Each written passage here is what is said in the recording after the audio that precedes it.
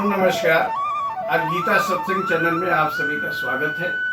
आज हम लोग गीता सत्संग माला भाग 4 में प्रवेश करेंगे। आइए स्क्रीन पर चलते हैं। 20वीं मणिका तक हमने देखा कि कर्तव्य कर्म तो करणीय है, तो हमें कैसे कर्म करने चाहिए, क्या ड्यूटी है। इस पर गुरु योगेश्वर कहते हैं, नियतम कर्म कुरु त्वम, नियत कर्म करो। क्या नियत कर्म है? शास्त्र विहित कर्म ही नियत कर्म है। जैसे नित्य कर्म संध्या आदि, माता पिता गुरु को नमन, श्रेष्ठ कर्म जो शास्त्र कहते हैं उसको करे। पर ऐसा क्यों? इस पर कहते हैं, कर्म ज्यायो ह्य कर्मणः, कर्म न करने से कर्म करना श्रेष्ठ है, बेटर है। एक बात और, शरीर यात्रा पी च ते न प्रसिद्धेद कर्मणा, कर्म न करने से शरीर निर्वाह भी नहीं होगा। एक तथाकथित संत मिले, उन्होंने कहा, मैं पैसा स्पर्श नहीं करता। मैंने पूछा कि आपका अन्य कार्य जैसे टैक्सी का किराया या भोजन मूल्य या ट्रेन का टिकट कैसे लेते हैं? वे बोले, ये मेरा शिष्य सदा मेरे साथ रहता है, देन लेन यही करता है। अब इसे दिखावा या दम्भ नहीं तो और क्या कहेंगे। अब यदि शास्त्र विहित कर्म किया जाए, जैसे यज्ञ, दान, तप, तो इससे भी तो बंधन होगा, क्योंकि ये भी बंधन के कारण कहे गए हैं। फिर कर्म करना कर्म न करने से श्रेष्ठ कैसे है? इस प्रश्न पर चर्चा 22वीं मणिका में करेंगे। 21वीं मणिका में प्रश्न उठा था कि यज्ञ आदि कर्म करने से कर्म बंधन होगा, तो कर्म करना न करने से बेहतर कैसे? तो समझ ले कि यज्ञ है क्या। जो कर्म सर्वजन हिताय सर्वजन सुखाय किया जाए वह यज्ञ है।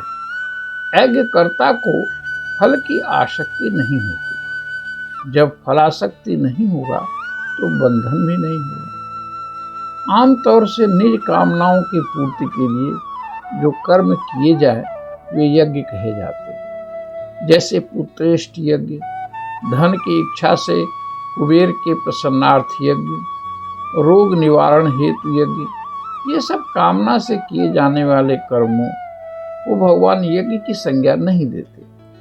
यज्ञ वह कर्म है जो निमित्त भाव से सबके हित के लिए किया जाए। ऐसे यज्ञों के लिए कहते हैं, गीता के 3 अध्याय में 9वां श्लोक है, यज्ञार्थात् कर्मणोऽन्यत्र लोकोऽयं कर्म बंधनम्, तदर्थम कर्म कौन्तेय मुक्त संगः समाचरो। भाव यह है कि यज्ञ के निमित्त किए जाने वाले कर्मों से अतिरिक्त दूसरे कर्मों में लगा हुआ यह मनुष्य समुदाय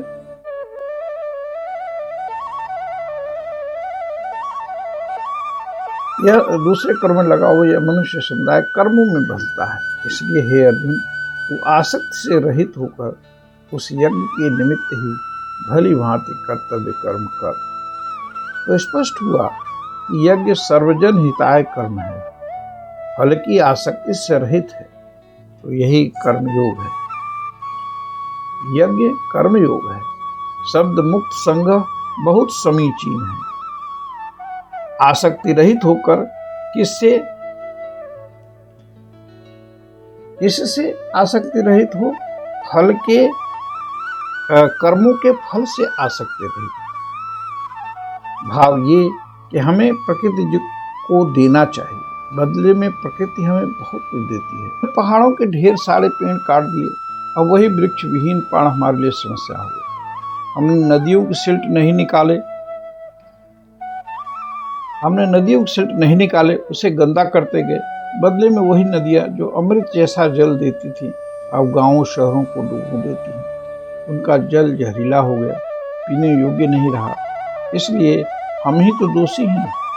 पेड़ों की कटाई कर सड़क बना दिए, इरोजन यानी मिट्टी का क्षरण बढ़ गया, पानी कभी ज़्यादा तो कभी कम बरसता है, कार्बन उत्सर्जन बहुत बढ़ गया, तो ओजोन गैस की परत खत्म हो रही है, हम चर्म कैंसर के शिकार हो रहे हैं। भगवान ने कहा देवताओं को पुष्ट करो, वे तुम्हें पुष्ट करेंगे। हम नहीं माने तो परिणाम सामने है। गीता आज भी उतनी ही प्रासंगिक है जितनी अर्जुन के समय में थी। तो यज्ञ से बचे हुए अन्न को खाने वाले जन श्रेष्ठ जन होते हैं। वे सभी पापों से मुक्त हो जाते हैं। जो अपने लिए ही अन्न पकाते हैं वे तो पाप को खाते हैं। 3/13 भाव ये है कि समाज हित, देव हित, प्रकृति हित में सेवा करने के बाद जो बचे उसका सेवन अपने लिए करे, ऐसे व्यक्ति श्रेष्ठ जन होते हैं। इसके उलट जो लोग अपनी कमाई से दूसरों को न देकर स्वयं ही प्रयोग में लाते हैं, उन्हें योगेश्वर कहते हैं। वे पाप का वर्ण करते हैं। अध्याय 3 के 13वें अध्याय का लोग कई अर्थ लगाते हैं, पर गीता के वर्तमान प्रासंगिकता में मैंने इसके भाव को यूं लिया है। अब ऐसा यज्ञ क्या क्या फायदा देता है, इसके लिए हम 23वीं मणिका में आते हैं। 23वीं मणिका कहती है कि ब्रह्म नित्यम यज्ञे प्रतिष्ठितम। क्यों? परमेश्वर ओम, ओम से वेद, वेद से कर्म, कर्म से यज्ञ, यज्ञ से पर्जन्य, पर्जन्य से अन्न, अन्न से भूतान। ये चार्ट कहता है कि ओम से वेद हुए। वेदों ने यज्ञ की बात बताई। किस यज्ञ की? जो हम पिछले अंक में पढ़ चुके। यज्ञ वो जो देवता प्रकृति को पुष्ट करे। हम वृक्ष लगाएंगे, नदियों का सागर का दोहन नहीं करेंगे, उसमें प्लास्टिक मल आदि नहीं डालेंगे, तो ये वायु, ये सूर्य, सागर, नदियाँ, पहाड़, पेड़ जिनको हमने पुष्ट किया, वे समय पर अमृत सरीखा जल वृष्टि करेंगे, उतना ही जितना कृषक के लिए जरूरी है। कहते हैं राम जी के समय में मेघ उतना ही जल देते थे जितना कृषक को जरूरी हो। किसान उस जल से अन्न उगाएगा, अन्न को लोग खाएंगे, पुष्ट होंगे। यह एक क्रम है, बिगाड़े नहीं। पेड़ काटें तो उसका 5 गुना लगाएं, नदियों को, सागर को, पहाड़ों को स्वच्छ रखें। तो इन सबके मूल में अक्षर ब्रह्म ही है। इसीलिए कहा कि ब्रह्म नित्यम यज्ञे प्रतिष्ठितम। भगवान उन लोगों को जो इस क्रम को फॉलो अप नहीं करते, उनके लिए कहा कि उनका जीना व्यर्थ है। आगे हम 24वीं मणिका में आते हैं तो श्री योगेश्वर श्री कृष्ण जी ने सभी के लिए एक क्रम बताया, एक दूसरे के सहयोग का मार्ग दिखाया और कहा कि जो लोग इस क्रम से नहीं चलते वे श्रेष्ठ क्रम को बाधित करते हैं। एक प्रश्न यहाँ उठता है कि क्या कोई ऐसा भी है जिसके लिए क्रम आवश्यक न हो? तो भगवान ने बताया कि वे जो यत्स्वात्मरतिरेव अर्थात आत्मा में ही रमण करने वाले और आत्म तृप्तश्च आत्मा में ही तृप्त, अपिच आत्मन्येव संतुष्ट आत्मा में ही संतुष्ट हों, उनके लिए तस्य कार्य न विद्यते, उनके लिए कोई भी कार्य जरूरी नहीं है। भाव ये कि जिसे किसी चीज की कामना है वही कुछ करेगा। जो आत्म संतुष्ट हो गया उसके लिए कर्म आवश्यक नहीं रह जाते, परंतु वे भी लोकहित में वेद विहित कर्मों को, ऊपर के क्रम को पालते हैं, करते हैं, ताकि उनको देखकर दूसरे लोग भी करें। जो लोग कर्मयोग को धारण करते हैं उनको परमात्मा प्राप्ति की अभिलाषा तो रहती है। ऐसे आत्मा में ही रमण करने वाले लोग तो उसे भी प्राप्त कर चुके, इसलिए कोई कर्तव्य शेष नहीं रह जाता। कहते हैं ज्ञानामृतेन तृप्तस्य कृतकृत्यस्य योगिनः न चास्ति किंचित कर्तव्यम अस्ति चेन्न स तत्ववित्। वो तत्ववित् के लिए कोई कर्म शेष नहीं रहता। इसलिए भगवान आदेश करते हैं कि जब तक स्वानुभूति न हो जाए, जब तक हम स्वयं को न समझ लें, तब तक सारे वेद विहित कर्म और जो कर्म हमने बताए उसे अवश्य करें। अस्तो ह्य असक्तो ह्याचरण कर्म परमाप्नोति पुरुषः। मूल मंत्र भगवान ने दे दिया। आसक्ति रहित कर्म परमात्मा से मिला देगा, स्वात्मानुभूति का साधन है अनासक्त भाव से कर्म। अब इस मंत्र को संसार की उपादेयता के संदर्भ में देखें तो उदाहरण लेते हैं। कोई सामाजिक व्यक्ति है, उनका लक्ष्य यानी साध्य देश हित कार्य है, तो वे नियम बना लिए कि सुबह से शाम हम जनहित का कार्य करेंगे। वे उसके घर चले जाते हैं जिसे उनकी जरूरत होती है। निस्वार्थ भाव से वृद्ध रोगी सबकी सेवा में वे लगे रहते हैं। लोगों ने उनको चुनाव लड़ाकर अपने चंदे से ऊंचे पद पर बैठा देते हैं। एक दिन वे देश के सर्वोच्च पद पर आसीन हो जाते हैं। इसे एक केस स्टडी के रूप में देखें। उनको आसक्ति नहीं थी पर प्रतिष्ठा मिली। ऐसे ही अनासक्त से जो सेवा भाव से कर्म किए जाते हैं, वे व्यक्ति को उच्च पद प्रतिष्ठा तो दे ही देते हैं, हालांकि उनको इसकी इच्छा नहीं होती। अब आगे हम 25वीं मणिका में प्रवेश करते हैं। पीछे हमने अनासक्ति की महत्ता देखी। अनासक्ति का अर्थ ये कदापि नहीं कि कर्म अनमने मन से किया जाए। मन पूर्ण योग्यता से करें, बस अंदर भाव ये कि मैं अकर्ता हूं, कार्य तो गोविंद का है, स्वतः सिद्ध है, मेरे से बस करवाया जा रहा है। अहंकार विहीन होकर फल की आसक्ति छोड़ जो कर्म किए जाते हैं, वे ही अनासक्त से करने का भाव है। बहुत से लोगों ने इस विधि से लक्ष्य को पाया है, जैसे जनक आदि।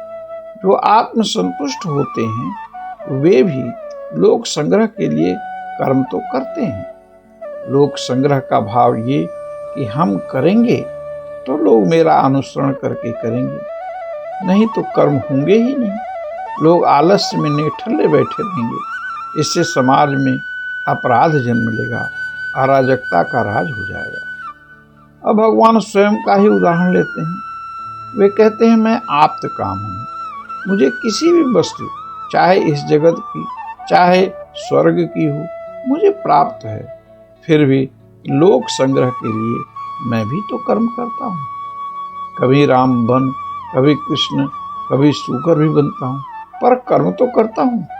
अतः हर व्यक्ति कर्म करे। कर्म जनहित में सबकी भलाई के लिए हो। उदाहरण लेते हैं, सफाई का काम हमारे देश में एक आंदोलन के रूप में शुरू हुआ। बड़े बड़े नेता, यहाँ तक कि प्रधानमंत्री भी झाड़ू से सफाई करते दिखे।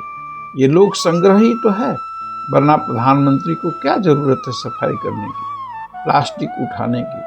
तो भगवान कहते हैं, यदि सावधानी से मैं कर्मों को न करूं तो बड़ी हानि हो जाएगी, क्योंकि लोग मेरा अनुसरण करते हैं। तो अज्ञानी जन कर्म करते हैं आसक्ति से, वहीं ज्ञानी जन अनासक्त भाव से लोक संग्रह हेतु कर्म करते हैं, पर कर्म तो दोनों ही करते हैं।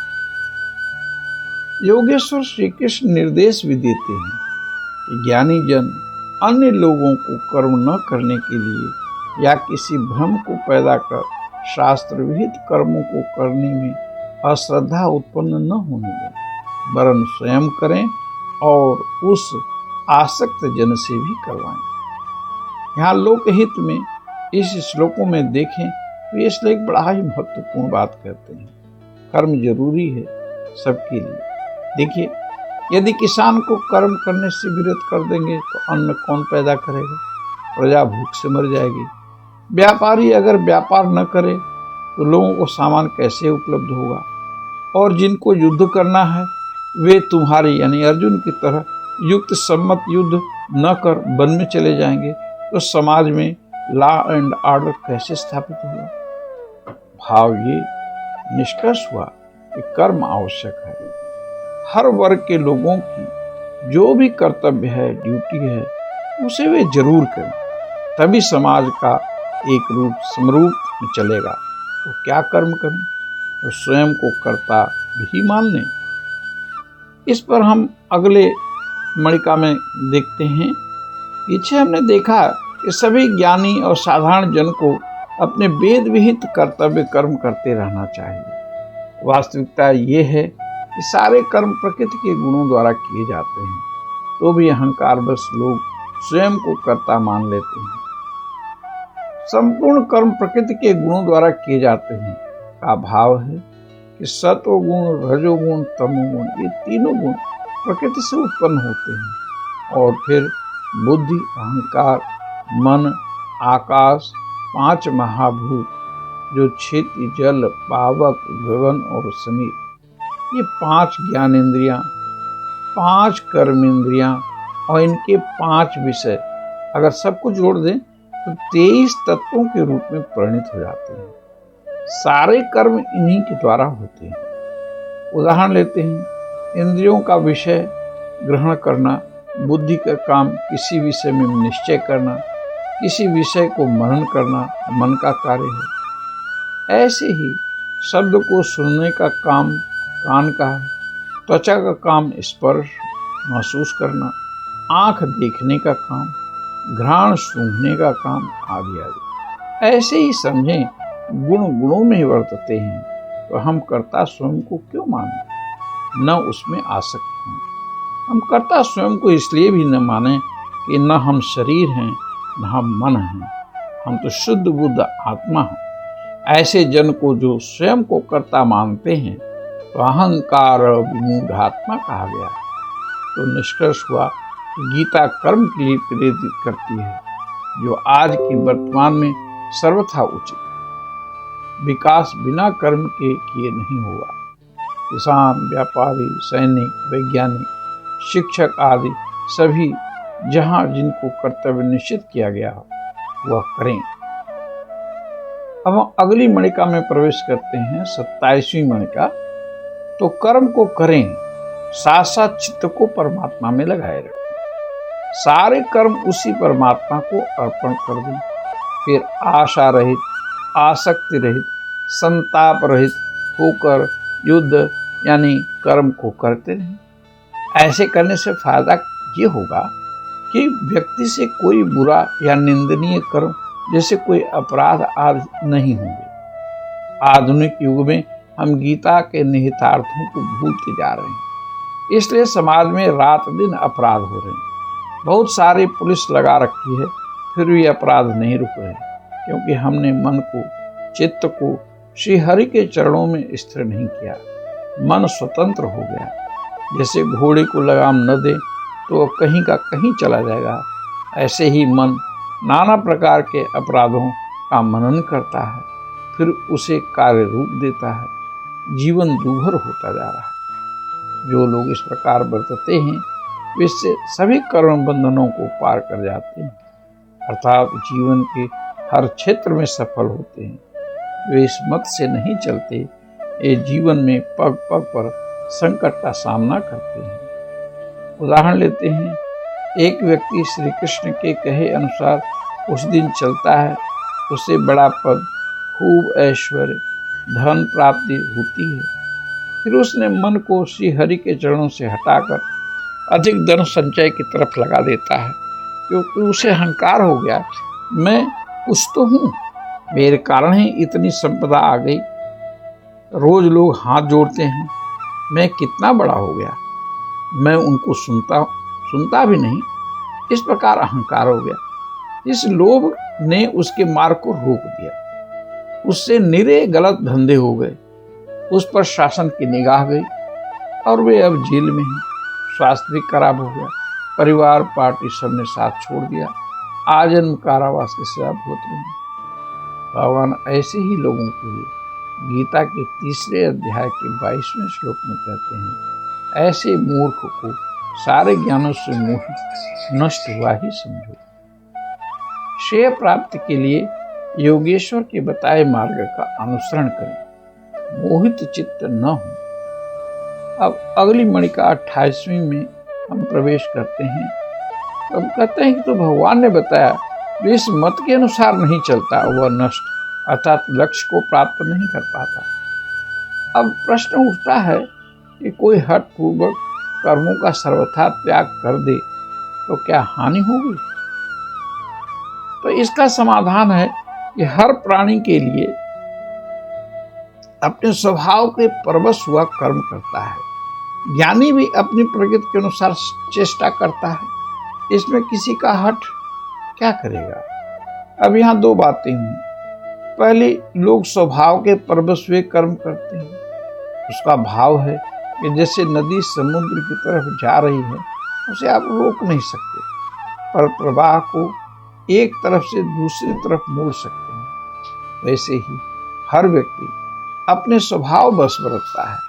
उसके इस प्रवाह को तो नहीं रोक सकते, पर वह अपने उद्देश्य का परिवर्तन कर उस प्रवाह यानी चाल को बदल सकता है, अर्थात राग द्वेष को त्याग कर उन कर्मों को परमात्म प्राप्ति में लगा सकता है। दूसरी बात जो आई वो है किसी का हठ क्या करेगा। इस पर विचार करें, देखा जाए तो कोई भी बिना कर्म के क्षण मात्र भी नहीं रह सकता। प्रकृति उससे जबरन कर्म करा लेगी, हठ क्या कर सकता है? हम जल ग्रहण करेंगे ही, हठ क्या करेगा? प्यास उससे जबरन जल पीने पर मजबूर कर देगी। तो अगर स्वभाव बस कर्म करना ही पड़ेगा तो वेद विहित कर्म ही करें। इसमें व्यक्ति अपने विवेक का प्रयोग करे, कर्म करे तो कर्म बंधन होगा। इससे छूटने के लिए राग द्वेष से मुक्त रहे।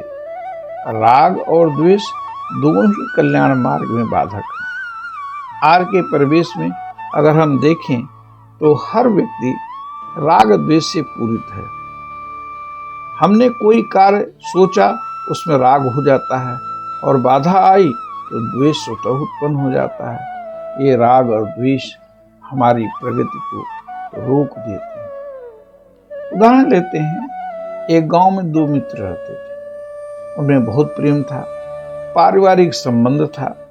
एक बार किसी कारणवश एक मित्र की खेती बिगड़ गई, पर दूसरे मित्र को उससे काफी लाभ हुआ। अब पहले मित्र को उससे द्वेष हो गया। द्वेष ने ईर्ष्या क्रोध का स्वरूप ले लिया। मित्र अब एक दूसरे मित्र को देखना भी नहीं चाहता था। पहले मित्र ने दूसरे से बदला लेने की सोची और दूसरे मित्र की फसल को आग लगा दिया। किसी ने उनके इस कृत्य को देख लिया और रिपोर्ट हो गई, सजा हुई, आजीवन कारावास। जो जीवन आनंदमय चल रहा था वह नष्ट हो गया। प्रेम समाप्त हो गया तो पहले राग आया, फिर क्रोध, फिर ईर्ष्या, फिर बदले की सोच। इसीलिए योगेश्वर श्री कृष्ण कहते हैं, राग द्वेष से मुक्त रहो। अब अगले मणिका आती है 29वीं मणिका, उसमें हम लोग चलते हैं। अर्जुन राजकुल का है, क्षत्रिय धर्म में उसका जन्म है। उसका धर्म अर्थात ड्यूटी बनती है कि जनहिताय गलत कार्य को प्रश्रय देने वालों से युद्ध करे, पर वह कहता है युद्ध नहीं करूंगा, मैं तो वन में जाकर साधु बन जाऊंगा, ज्ञान प्राप्त करूंगा, जो उसका धर्म नहीं है। ये उस समय ब्राह्मण का धर्म था। उसके इस प्रश्न को ध्यान में रखते हुए योगेश्वर कहते हैं गीता के 3 अध्याय के 35वें श्लोक में, श्रेयान स्वधर्मो विगुणः परधर्मा सुनिष्ठितात् स्वधर्मे निधनम श्रेयः परधर्मो भयावह।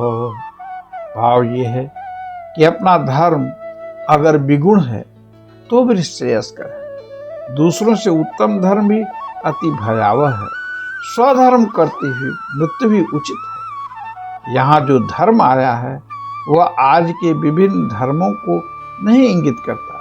इस धर्म का भाव ड्यूटी से है, कर्तव्य से है। उदाहरण लेते हैं, विद्यार्थी का धर्म विद्या अध्ययन है, इसमें तप है, रात में जगे, पाठ याद करे आदि। उसने देखा कि गृहस्थ धर्म अच्छा है, आराम से सोता है, सुबह उठता है, मैं भी यही करूँगा, तो उसने विद्या अध्ययन छोड़ आराम करने लगा। गृहस्थ हो गया, शादी कर ली, बच्चे हो गए, अब इनको क्या खिलाए। उसे गृहस्थी के गुण ज्ञात नहीं थे, कष्ट में आ गया, लक्ष्य नहीं मिला सो अलग। निष्कर्ष ये कि अपनी ड्यूटी करो जो दी गई है। सैनिक की ड्यूटी सीमा पर युद्ध की है, अगर वो उसे छोड़ पढ़ाने का कार्य करे तो कैसे सफल होगा। इसीलिए हर व्यक्ति ने जो कार्य सीखा है, जो उसका कर्तव्य है, वही करे। दूसरा काम उसको यश मान नहीं दिलाएगा। श्री कृष्ण शरणम मम। मित्रों, गीता सत्संग माला का यह अंक यहीं पर समाप्त होता है। अगले अंक में हम जल्दी ही आपके सामने प्रस्तुत होंगे। जय श्री कृष्ण।